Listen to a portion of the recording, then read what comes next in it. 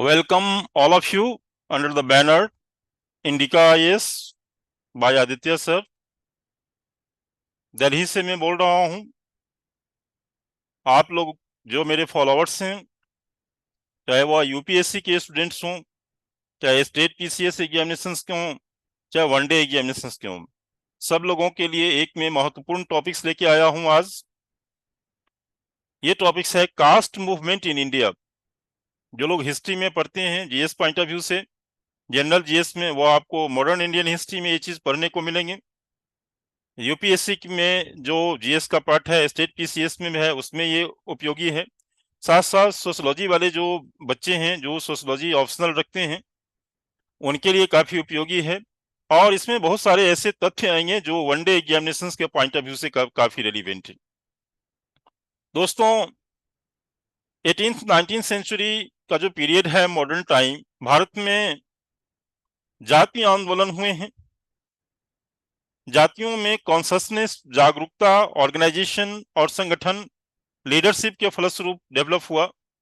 बहुत सारे ऐसे पर्सनैलिटी आए जिन्होंने जाति को ऑर्गेनाइज किया, संगठित किया और लीडरशिप दे करके उनको आगे उनके जो समाज में सामाजिक, आर्थिक और राजनीतिक स्थिति थी, उनको उन्नत करने की दिशा में बहुत बड़ा योगदान दिया। इस सिलसिले में हम देखेंगे कि महत्वपूर्ण कंट्रीब्यूशन किन लोगों का है। तो कास्ट मूवमेंट में पहला हम डिस्कस करेंगे सत्य शोधक समाज। ये पश्चिमी वेस्टर्न इंडिया में ज्योतिराव गोविंदराव फुले, इन्होंने एक बुक लिखी थी गुलामगिरी। इस पुस्तक में उन्होंने जात से संबंधित, छुआछूत से संबंधित और जो वहां पे जो माली जाति यानी फूल चुनने वाले जो जाते हैं, उनकी स्थिति का व्याख्यान किया है। उन्होंने उनके अपलिफ्टमेंट के लिए खास करके उन्होंने उस समय में जो सरकार थे उनकी आलोचना किया कि उन्होंने दलित कम्युनिटीज पे ध्यान नहीं देते हैं और ये जो कास्ट हैं ये काफी मतलब वहां वल्नरेबल स्थिति में रह रहे थे और कई प्रकार के ह्यूमिलिएशन इनके साथ होती थी। इनका मुख्य उद्देश्य था कि ऑर्गेनाइजेशन बनाकर समाज में वीकर सेक्शंस के लिए सामाजिक न्याय, जस्टिस को इंश्योर करना। और बहुत सारे जो ऐसे बच्चे हैं, ऑर्फन हैं, जो स्कूल नहीं जाते हैं, जिनके पास क्या कहते हैं घर नहीं है, जो एकदम cats and dogs life lead करते हैं, उन लोगों को एक को समाज में सम्मान दिलाना। 1876 के ऑनवर्ड्स वह पूना जो म्युनिसिपल कमिटी है, ज्योतिराव फुले उनके क्या कहते हैं वहां इलेक्टेड हुए थे, म्युनिसिपल कमिटी के वो मेंबर थे। उनकी जो बहुत सारे राइटिंग्स हैं जिसमें कि गुलामगिरी और धर्म तृतीया रत्ना, इशरा, लाइफ ऑफ शिवाजी पर भी उन्होंने लिखा है, उनके कंटेम्प्ररी थे। इन 1888 इनको महात्मा की टाइटल दिया गया, महात्मा फुले बोलते हैं इनको हम। और क्योंकि उन्होंने मतलब एक बहुत ही निरपेक्ष भाव से ये समाज के उत्थान के लिए, इन दलित कम्युनिटीज के लिए और महाराष्ट्र में आंदोलन को एक लीडरशिप दिया, तो जिसका एक पॉजिटिव इम्पैक्ट पड़ा इंडिया के अलग अलग क्षेत्रों में भी, जो जाति कंससनेस और जागरूकता में वृद्धि हुई और फिर अलग अलग क्षेत्रों में मतलब आंदोलन की शुरुआत हुई। इसके साथ ही वहां पर मैं ज्योतिराव फुले के बाद बी आर अम्बेडकर ने बहुत सारे मूवमेंट को लीड किए, दलित मूवमेंट को उन्होंने लीडरशिप दी, खास करके महाराष्ट्र के क्षेत्रों में। और वहां से चीजें विकसित होनी शुरू हुई और फिर उन्होंने जब संविधान बना तो संविधान में यह लीडिंग पर्सनैलिटी के रूप में थे। उन्होंने उनके लिए आरक्षण की व्यवस्था दी और उनके लिए बहुत सारे संविधान में जो व्यवस्था डाली जिसका एक सकारात्मक प्रभाव पड़ा और इन जातियों की सामाजिक, आर्थिक और राजनीतिक स्थिति में तीव्र गति से बदलाव आया। तो एक तो शुरुआती तौर पे सत्यशोधक समाज जो ज्योतिराव गोविंदराव फुले से शुरू हुई थी, फिर उसको क्या कहते हैं बाद में चल के क्या कहते हैं बी आर अम्बेडकर ने लीड किया, खास करके महाराष्ट्र में और गुजरात और ऐसे जगहों पर। इसके बाद देखेंगे साउथ इंडिया में, देखेंगे श्री नारायण धर्म परिपालन योगम मूवमेंट चला, काफी पॉपुलर मूवमेंट है। ये नॉन ब्राह्मण मूवमेंट था एक तरह से देखा जाए, केरल में हुआ और under the leadership of Shri Narayan गुरु इनके इस मूवमेंट्स को लीड कर रहे थे। और ये इजवा कास्ट से थे। इजवा वहां का एक वनरेबल बैकवर्ड कास्ट है, पिछड़ा जाति है, उस जाति से थे। और इन्होंने खास करके जितने भी मूवमेंट हुए वह ब्राह्मणों के खिलाफ हुए। ब्राह्मणों के खिलाफ इन्होंने आंदोलन छेड़ा। उन्होंने एसएनडीपी योगम की स्थापना किया और जिनके ब्रांच अलग अलग स्टेट्स में खुले, केरल के अतिरिक्त और स्टेट में खोले गए। और इनका जो मुख्य उद्देश्य था वह छुआछूत को खत्म करना और जो धर्म पे जो ब्राह्मणिकल डोमिनेशन था, धार्मिक चीजों पे, उसको खत्म करना। दूसरा जो एक था प्रयास नारायण गुरु, उन्होंने कई सारे टेम्पल बनाए, कई सारे उन्होंने मंदिर बनाए और जिस मंदिर में हर एक जातियों के लिए उन्होंने कहा कि सभी वर्ग के लोग, सभी जाति के लोग जा सकते हैं ऐसे मंदिर में। इसके साथ साथ शादी विवाह और धार्मिक संस्कार, फंडल्स यानी मौत के बाद जो होती है दाह संस्कार, सबको उन्होंने भेदभाव से मुक्त किया।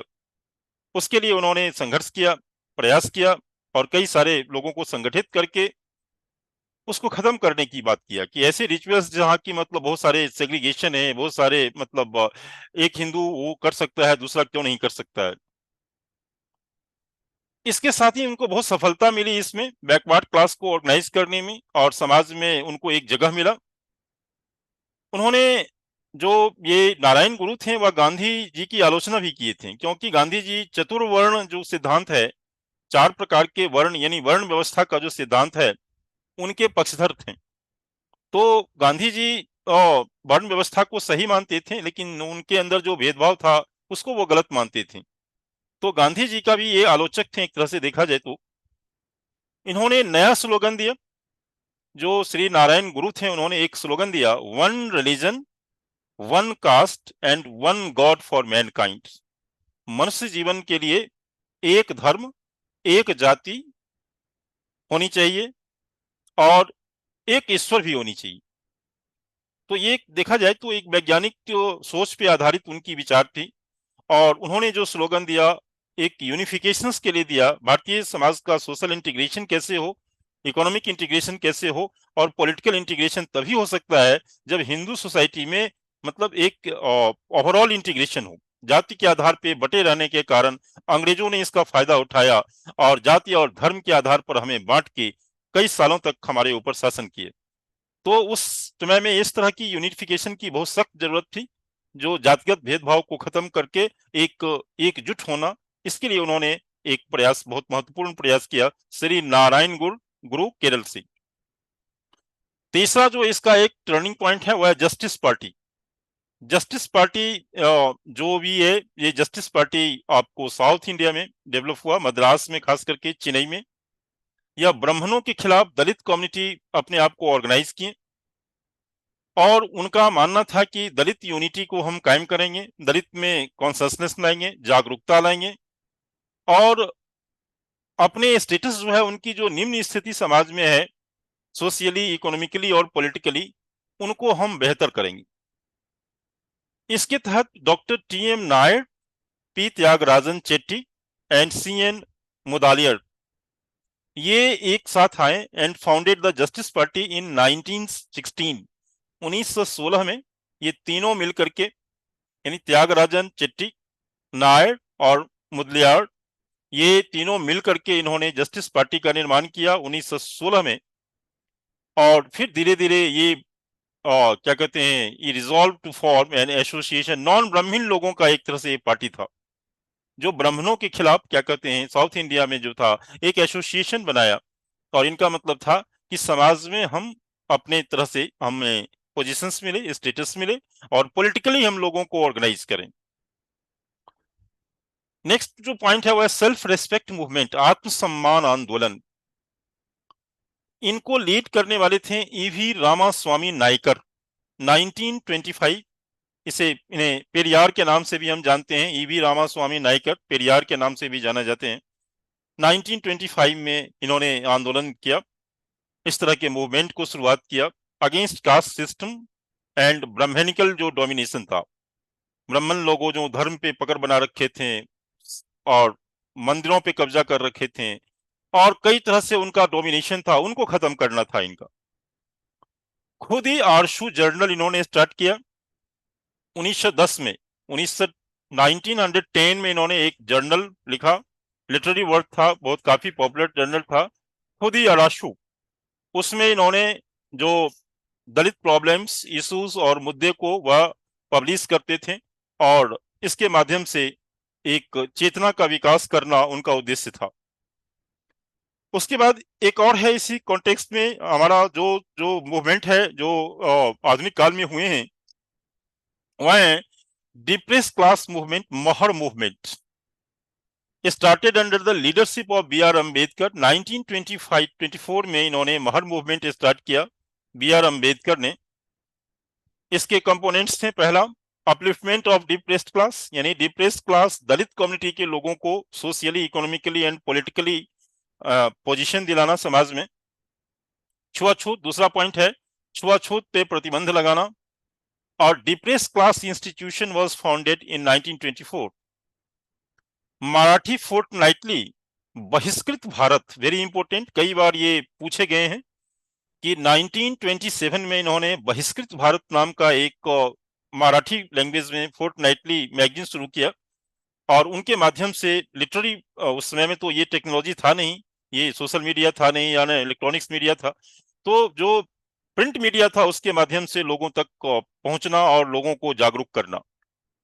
इस्टेब्लिशमेंट ऑफ समाज समता संघ, 1927 में ही समता संघ, समाज समता संघ की इन्होंने इस्टेब्लिश किया और समाज के यूनिफिकेशन और उनके एकीकरण से संबंधित चीजें इसमें थी। Establishment of schedule caste federation, 1942 में अंबेडकर ने शेड्यूल कास्ट फेडरेशन, ये सब वन लाइनर्स पॉइंट हैं जो खास करके वनडे एग्जामिनेशंस में, कई बार सिविल सर्विसेज के पीटी में ऐसे क्वेश्चंस यहां से डायरेक्ट पूछे गए हैं। That propagated the views of depressed class, इसका मतलब था कि डिप्रेस्ड क्लास के इस फेडरेशन के माध्यम से डिप्रेस्ड क्लास की आवाजों को सामान्य जन तक पहुंचाना, सामान्य लोगों तक पहुंचाना और उसमें एक समाज में जगह दिलाना। तो दोस्तों, ये जो मूवमेंट है, इन मूवमेंट से दो तरह के क्वेश्चंस देखे गए हैं। एक तो आपको सिविल सर्विस मुख्य परीक्षा में, स्टेट पीसीएस की मुख्य परीक्षा में जो 150-200 वर्ड्स में जो क्वेश्चन आते हैं, ये जैसे आपसे पूछ देगा कि आधुनिक समय में जाति मूवमेंट, जाति आंदोलन जो हुए हैं, मूवमेंट हुए हैं, उसका क्या स्वरूप रहा है, या उसका समाज पर क्या प्रभाव पड़ा, या उसका जाति के जागरूकता या कॉन्शसनेस कैसे उससे डेवलप हुई, इस तरह के क्वेश्चन आते हैं। दूसरा, छोटे छोटे जो फैक्ट्स हैं, नहीं, तो उससे फैक्चुअल क्वेश्चन प्रीलिम्स एग्जामिनेशंस में दिए जाते हैं, पूछे गए हैं कि जैसे पूछ देंगे एसएनडीपी मूवमेंट को किसने लीड किया, महार मूवमेंट किसने चलाया। ज्योतिराव फुले की पत्नी थी सावित्रीबाई फुले, जिन्होंने दलित महिलाओं के उत्थान के लिए महत्वपूर्ण काम किया, खास करके शैक्षणिक विकास के लिए उनकी। उन्होंने पूना में सबसे पहले उन्होंने स्कूल खोली थी और एजुकेशनल अपलिफ्टमेंट, खास करके दलित समाज के जो महिलाएं हैं, औरतें हैं, लड़कियां हैं, उनके लिए उन्होंने बहुत शिक्षा की व्यवस्था की है। तो ध्यान रखें कि ये सारी चीज सिर्फ यूपीएससी या स्टेट पीसीएस तक ही नहीं है। ये जो कॉन्टेक्स्ट है, जो पीपीटी आप देख रहे हैं, उनके पॉइंट्स को आप ध्यान रखें, कॉन्सेप्ट को ध्यान में रखें और इन पे विश्लेषण और इनके और जो आयाम हैं उनको बेहतर ढंग से करके और इस पे अपना ओपिनियन तय करें। इसमें फैक्चुअल और एनालिटिकल दोनों तरह से क्वेश्चंस पूछने की पूरी संभावना है। ठीक है दोस्तों, फिर नेक्स्ट टाइम हम कुछ और वीडियो लेकर के आते हैं आप लोगों के लिए। आप लोग इसी तरह से चीजों को करते रहें और आशा है कि लगातार रेगुलर वे में हम वीडियोस डालेंगे, जिससे कि आप लोग जहां कहीं भी हों वहां आपको इनका लाभ मिलता रहे। बाय।